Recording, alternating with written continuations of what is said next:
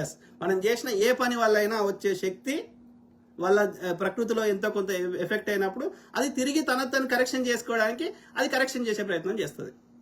ఇప్పుడు మనకు అనుకుంటాం, అరే దేవుడు ఉంటే ఎందుకు చంపుతున్నాడు, అరే పులి వచ్చేసి ఎందుకు మేకలు చంపుతుంది, ఇంకోటి ఎందుకు చంపుతుంది అంటే దానికి ఇదేమో ఆవో ఏనుగేమో గడ్డి తిని బతుకుతుంది, తాబేలు గడ్డి తిని బతుకుతుంది, అదేమో ఎందుకు చంపుకొని బతుకుతుంది అంటే అట్లా చేయలేదనుకో, అది చంపలేదనుకో వాటి జనాభా ఎక్కువైపోతుంది. ఎక్కువైనప్పుడు ఆ రిసోర్సెస్ అనేది నీకు సరిపోవు. అందుకే ఆ సైకిల్ పెట్టిరు. మనిషి ఎందుకు చంపుతున్నాడు, అరే దేవుడు ఉంటే ఎందుకు చంపుతున్నాడు, వీడు చంపకపోతే కొత్తగా పుట్టినానికి జాగ ఉండదు. సింపుల్. కాబట్టి ఇది దానికి భిన్నంగా ఒక బ్రాహ్మణుడు వాడు దానికి భిన్నంగా ప్రవర్తిస్తే ప్రకృతికి నాశనం చేస్తున్నట్లు లెక్క. అప్పుడెప్పుడో ఏం చేసారు, ఆ యొక్క అక్కడ ఉన్నటువంటి తేనెటీగలను అన్నింటినీ చంపేసారు. ఆ సినిమా కూడా వచ్చింది, బి అనే సినిమా. ఓకే, చంపేస్తే ఏమైంది, తేనెటీగలు లేకపోతే పరపరాగ సంపర్కం జరుగుతలేదు, పండ్లు కాయలు వస్తలేవు. సో వాళ్ళ తప్పును తెలుసుకొని మళ్ళా తేనెటీగలను తెచ్చి వాళ్ళు పెంచారు. అంటే అంటే అంటే నువ్వు చేయడం వల్ల ఏమవుతుంది అంటే గట్ల అవుతుంది. కాబట్టి ప్రకృతికి భిన్నంగా మనం ప్రవర్తిస్తే ప్రకృతి మనకి అది చూపెడుతుంది. ఇప్పుడు ఇంకో ఎగ్జాంపుల్ చెప్తా. కోవిడ్ కరోనా వచ్చింది. కరోనా ఎందుకు వచ్చింది, ఫలానా జంతువుని చంపుకొని తింటే వచ్చింది. అనేక రకాల బ్యాక్టీరియాలు, ప్రకృతిలో అనేక రకాల బ్యాక్టీరియాలు వైరస్లు ఉంటాయి. అట్లనే ఈ కోతిలో ఒక రకమైన వైరస్ ఉంటుంది, ఇంకో దాంట్లో ఉంటుంది, ఇంకో జీవిలో ప్రతి దాంట్లో. ఇప్పుడు వాటిని పచ్చి మాంసం తినొద్దని ఎందుకు అంటారు, వండుకొని ఎందుకు తినాలంటారు, ఆ వండుకున్నప్పుడు అవి వాటిని ఏమంటారు డీయాక్టివేట్ అవుతాయి కాబట్టి. ఓకే, అర్థమైందా. ఇప్పుడు సబ్బు పెట్టి చేతులు కడుక్కుంటే ఎందుకు చేతులు మంచిగా అనిపిస్తాయి అంటే చేతు మీద ఉన్నదంతా ఆ సబ్బులో ఉన్న కెమికల్ దాన్ని తీసేయగలుగుతున్నది. అర్థమైందా. సో కాబట్టి ఇక్కడ అందులో ఆ జంతువులలో ఉండేటువంటి వైరస్లు బ్యాక్టీరియాలు ఎందుకు పెట్టింది ప్రకృతి, తన అస్తిత్వం కోసం పెట్టింది. కాబట్టి ప్రకృతిలో అనేక రకాల బ్యాక్టీరియల్ వైరస్లు ఉంటాయి. సో ఉన్నప్పుడు వాటి దగ్గరికి పోయి వాటిని చంపుకొని తినాలని ప్రయత్నం చేసినప్పుడు అవి నీ బాడీలోకి వచ్చి ఏం చేస్తున్నాయి, ఆ పర్టికులర్ వైరస్ మన శరీరంలో ఉన్నటువంటి కణజాలాన్ని తన వైరస్ లెక్క మార్చుకుంటుంది. వైరస్ అంటే జీవి కాదు, బ్యాక్టీరియా జీవి కాబట్టి అది బ్యాక్టీరియా చంపగలుగుతాం. కాబట్టి బ్యాక్టీరియాని చంపడానికి యాంటీబయాటిక్ అనేది మనం చేస్తాం, అంటే దాన్ని రీప్రొడక్షన్ చేయకుండా చేస్తాం. కానీ వైరస్ ఈజ్ నాట్ ఏ జీవి, అదొక కెమికల్ పొడి లాంటిది. సో అదేం చేస్తున్నది, మన శరీరంలోకి వచ్చి ఈ మన కణజాలాన్ని అది తన కణజాలంగా వేరే రకంగా మార్చుకుంటుంది. దాన్ని మ్యూటేట్ అంటారు, అంటే దాన్ని మార్చేస్తుంది, దాని రూపాంతరాన్ని చేస్తుంది. చేసినప్పుడు అది మనకు పనిచేస్తలేదు, మనకు లంగ్స్ అయినా ఇంకోటైనా పనిచేస్తలేదు. అంటే ఇక్కడ ఏం చెప్తున్నాను, ఇక్కడ స్టోరీ ఏం చెప్తున్నా అంటే ప్రకృతి దాని సంరక్షణ కోసం ఈ వైరస్లను పెట్టింది. ఓకే, సో అంటే దాన్ని చంపుక తినొద్దురా అని చెప్తున్నది. అన్నప్పుడు ఆ ప్రకృతి నేను ఒక పర్పస్ కోసం క్రియేట్ చేసిన ఈ జీవులన్నింటినీ, ఇది ఒక సిస్టమేటిక్ ఇట్లా ఉండాలని చెప్పిన ఒక లైఫ్ సైకిల్ అనేది ఉంటుంది అన్నప్పుడు దానికి భంగం కలిగించే ప్రయత్నం చేస్తే ఏం చేసింది ప్రకృతి, ఎంతమంది తీసుకుపోయింది. అర్థమైందా. సో అంటే who is maintaining this, the nature.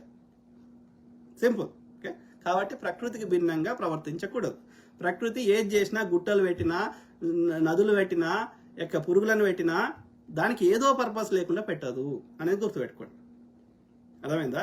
లేకపోతే ఒక పచ్చి మాంసం తెచ్చి ఆడ పెడితే 1 గంటకో 2 గంటలకో 4 గంటలకో తెల్ల పురుగులు ఎందుకు వస్తున్నాయి, పెండల పురుగులు ఎందుకు పుడుతున్నాయి, అడికెళ్ళు పుడుతున్నాయి, నువ్వు నేను క్రియేట్ చేస్తలేం కదా. అట్లా చేయకపోతే అది డికంపోజ్ చేస్తున్నది, అది తన లోపల కలుపుకునే ప్రయత్నం చేస్తున్నది. Common sense. మట్టిలో ఏది వేసినా మట్టి ఎందుకు అవుతుంది, ఆ మట్టికి ఆ గుణము నువ్వు నేను పెట్టినామా. శవాన్ని వాళ్ళు బూడ్చి పెడితే ఓ ఏడాదికో 3 నెలలకో 6 నెలలకు పోతే మళ్ళీ శవం ఉంటుంది ఆడ. ఆడిపోయింది శవం. అలా ఉండే పురుగులు గిరుగులు అన్నీ కలిసి దాన్ని డికంపోజ్ చేసినాయి, దాన్ని తన లోపల కలుపుకున్నాయి. మరి మట్టికి ఆ లక్షణాన్ని ఓడబెట్టిండు. అట్లా పెట్టకపోతే మనం బతకలేం. ఆ వాసనలా అందులో మన ఈ భూమిని మనం వాడుకోలేం. సో అంటే నేను ఏం చెప్తున్నా ఇక్కడ ఓవరాల్ స్టోరీ అంటే దాన్ని ఏదైనా భూమి తన చుట్టూ తాను తిరిగినా, గ్రహాలు ఇంకో రకంగా తిరిగినా, ఈ భూమి మీద చెట్లు పెరిగినా, పురుగులు పెరిగినా, ఈ కుక్కలు ఉన్నా, ఏదున్నా, గుట్టలున్నా, చెరువులున్నా దానికి ఒక పర్పస్ ఉంది. దాన్ని మనం డిస్టర్బ్. హిమాలయాలు ఎందుకున్నాయి, దాన్ని కొట్టుకొని మంచిగా రాళ్ళు చేసుకొని పండుకుందామంటే వాటిని ఎందుకో పెట్టింది ప్రకృతి. కాబట్టి దాన్ని డిస్టర్బ్ చేయకూడదు. ఒకవేళ ప్రకృతికి అది కరెక్ట్ కాదు, అది పెట్టింది తప్పు అంటే అదే కరెక్ట్ చేసుకుంటుంది. కానీ మనం వల్ల కాలు మన ఏదో తెలివితేటలు వాడకూడదు. సింపుల్. ఓకే, అర్థమైందా?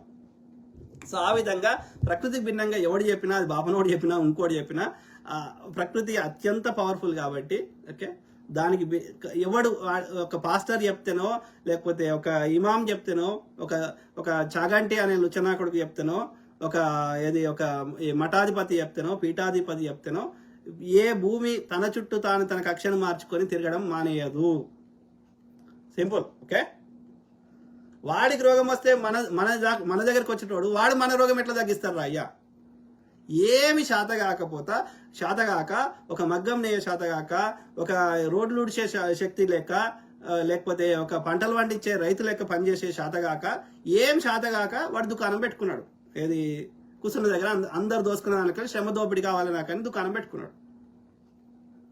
చిలక జోస్యం చేసి చెప్పేటోడైనా అంతే, ఈ మఠాధిపతి అయినా అంతే, పీఠాధిపతి అయినా అంతే, పూజారి అయినా అంతే, పాస్టర్ అయినా అంతే, ఇవామైనా అంతే. మనిషికి స్ట్రెస్ ఉన్నప్పుడు స్ట్రెస్ రిలీఫ్ కోసం ఎంతో కొంత వాడు ముచ్చడి చెప్తే జర మంచిగా అనిపిస్తుంది. కాబట్టి ఏదో శక్తి ఉన్నది మనకి, ఏదో చేస్తుంది అంటే కొంచెం మానసికంగా ధైర్యం వస్తుంది. కాబట్టి గందు కోసం మాత్రమే అది పనికి వస్తుంది.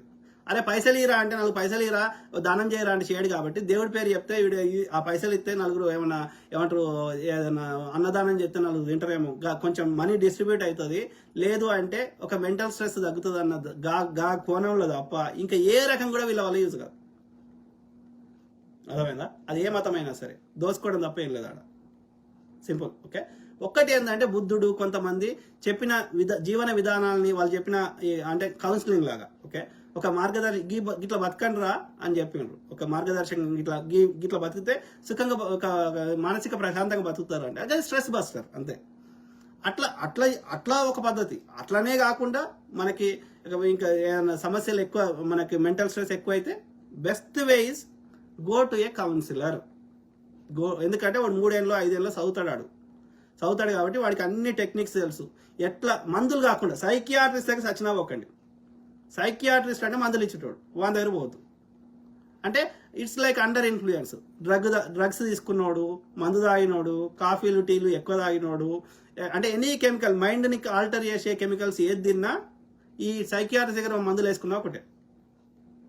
మన ఆలోచనలు మార్చే శక్తి ఏ మందుకు ఏ కెమికల్కి లేదు.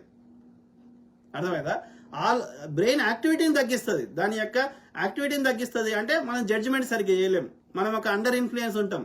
మనం న్యాచురల్గా ఉండలేము. మనం సొంతంగా న్యాచురల్గా ఆలోచించలేము.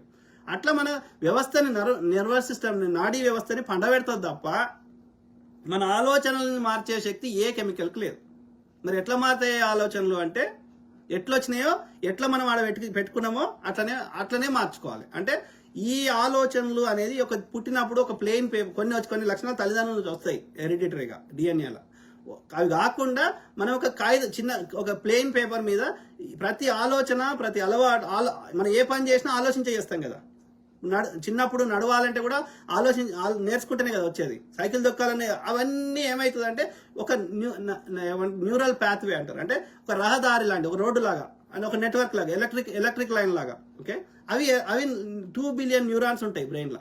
సో అవి ఈ కాగితం మీద గీతలు గీసినట్టు అనుకోండి. ఓకే, కరెంట్ అన్ని కనెక్షన్స్ వేసినట్టు. ఓకే, ఆ కనెక్షన్లు ఎట్లా వచ్చినాయి? మన ఆలోచనల వల్ల వచ్చినాయి. అంటే మన ఆలోచనను మారిస్తే ఆ కనెక్షన్ మారుతుంది. అంటే ఆలోచన మార్చాలంటే ఎట్లా మార్చినాం? ఎట్లా వచ్చినాయి ఆలోచనలు? ఎవరో ముచ్చడి చెప్తేనో, మన అలవాట్లను మార్చుకుంటేనో వచ్చినాయి. అంటే ఆ ముచ్చడి చెప్పడం దగ్గర పోవాలి. ముచ్చట అనేది ఒక పద్ధతి.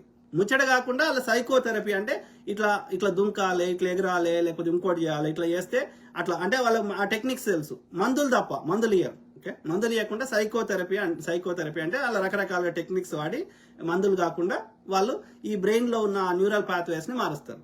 ఇప్పుడు ఒక ఆయన బాగా మందు తాగుడు అలవాటు చేసుకున్నాడు అనుకో, ఆయన ఆ తాగుడనే అలవాటు చేసుకున్నటువంటి అది అందులో ఉంది ఆ నర్వస్ సిస్టంలో. ఆ రోడ్డును మార్చాలి అంతనే, అంటే అతని ఆలోచన మార్చాలి. అందుకని వాళ్ళకి ఎడ్యుకేషన్ ఇట్లా అన్ని చెప్తుంటారు వాళ్ళు కౌన్సిలింగ్ లాగా. ఓకే, సో అర్థమైందా? కాబట్టి ఇక మందులు ఎప్పుడు తీసుకోవాలి? మరి పిచ్చి డాక్టర్ సైకియాట్రిస్ట్ ఎందుకు పనికొస్తాడు అంటే లాస్ట్ ఆప్షన్. ఇక ఇది కరెక్ట్, ఇది మంచి రిపేర్ చేసే స్థాయిలో లేదు ఇక వస్తువు. ఇది ఎంత చెడిపోయింది అంటే ఇది ముచ్చడి చెప్పే స్థాయి అయితే వినే స్థాయిలో లేదు అది. అంటే మొత్తం నెట్వర్క్ అంతా పిచ్చి పిచ్చి అయిపోయింది. అది కరెక్షన్ చేసే స్థాయిలో లేదు. ఇక డిజార్డర్ లెక్క ఉంటే కరెక్షన్ చేయొచ్చు, అది దాటిపోయింది. వాడు బట్టలు చింపుకొని తిరుగుతున్నాడు, వాడు రాళ్ళ మీద వేస్తున్నాడు, వాడు మొత్తం నర్వస్ సిస్టమ్ మొత్తం పీకింది, మొత్తం గజిబిజి అయిపోయింది.